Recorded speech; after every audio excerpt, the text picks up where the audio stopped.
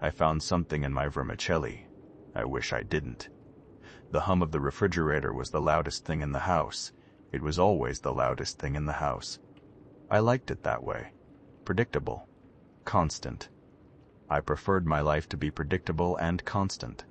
That's why I ate vermicelli 3 times a week. Tuesday, Thursday, and Saturday. Tonight was Tuesday.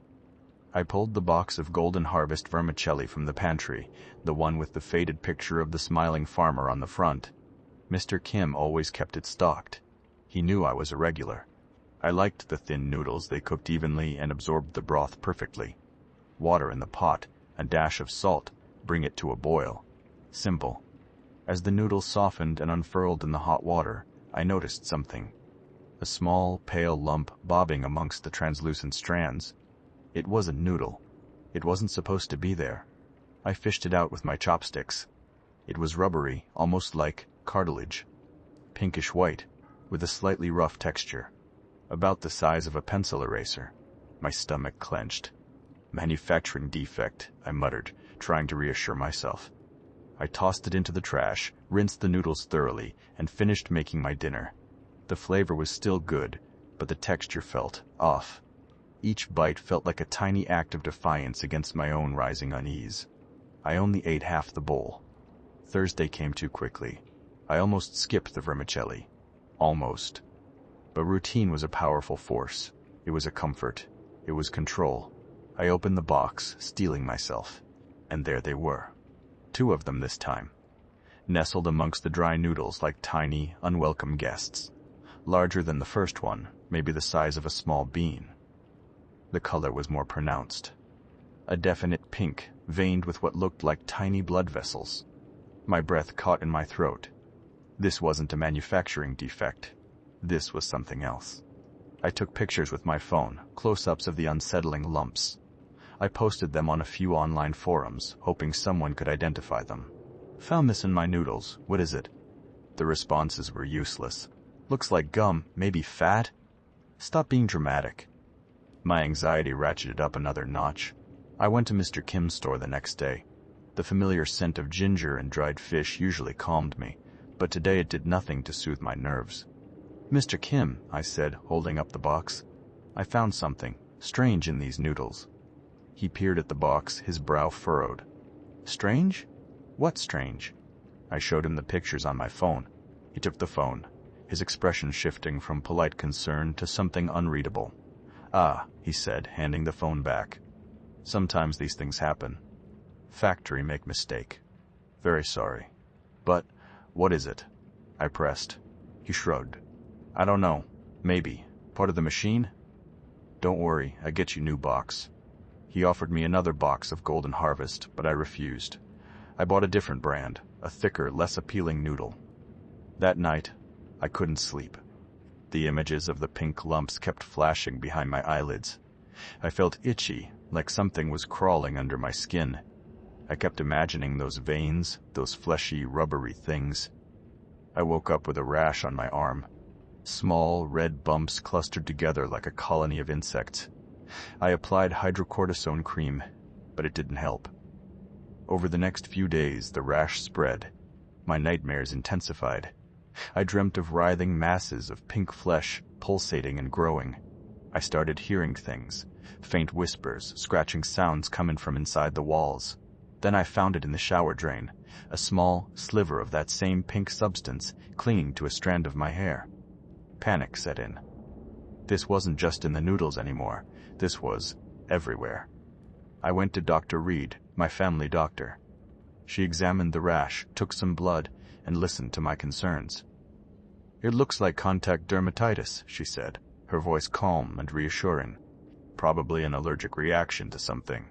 And the noises, stress can do strange things to your perception.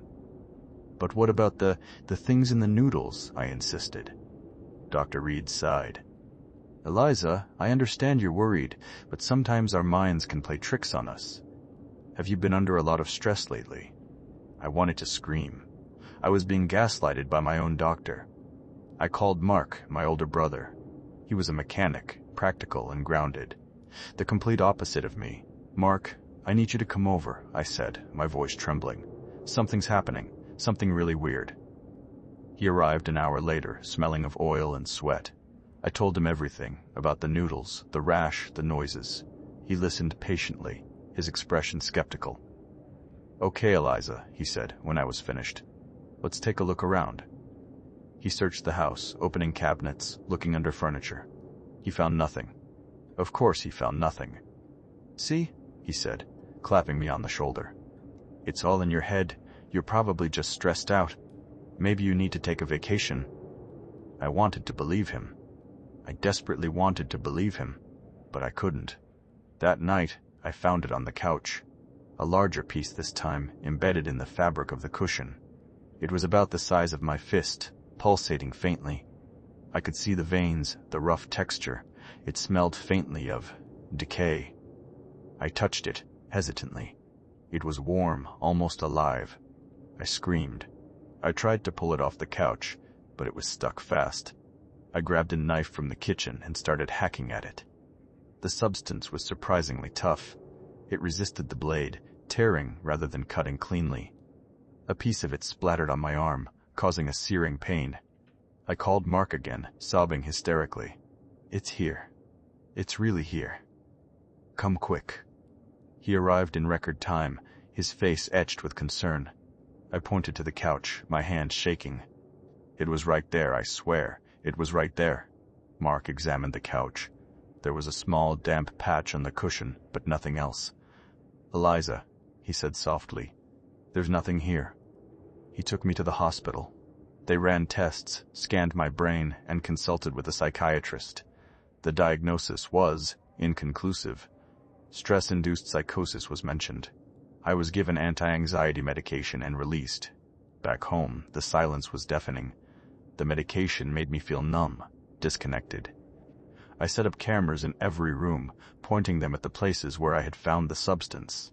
I needed proof. I needed to show them I wasn't crazy. Days turned into weeks. I cleaned obsessively, disinfecting every surface. I threw out the couch, the shower curtain, my toothbrush. I stopped eating vermicelli altogether. But it didn't matter. I kept finding traces. A tiny fragment under the bed. A smear on the bathroom mirror. A barely visible line on the kitchen counter.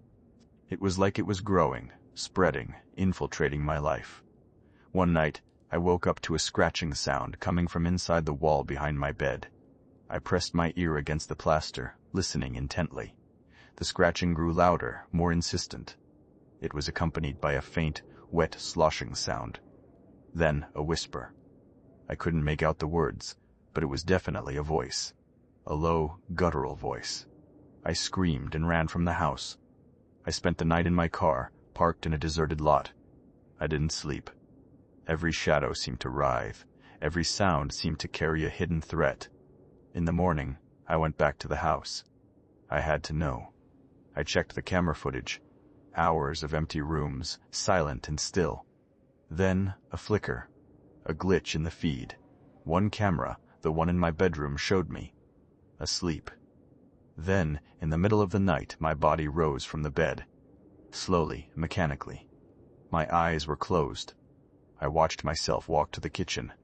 I watched myself open the pantry. I watched myself pull out a new, unopened box of Golden Harvest vermicelli. I watched myself tear open the box and reach inside. I watched myself take a handful of the dry noodles and put them in my mouth.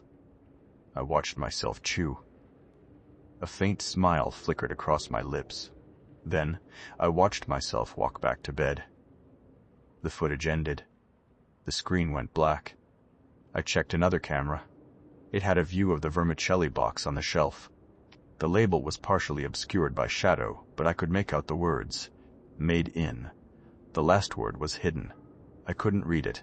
I tried to adjust the angle to get a better view. But the camera was fixed. Then, I noticed something else. On my pillow, next to where my head had been resting, was a small, perfectly formed replica of my own face. It was molded out of that same fleshy pink substance. The eyes were open. They were staring at me. The camera feed glitched again. Static.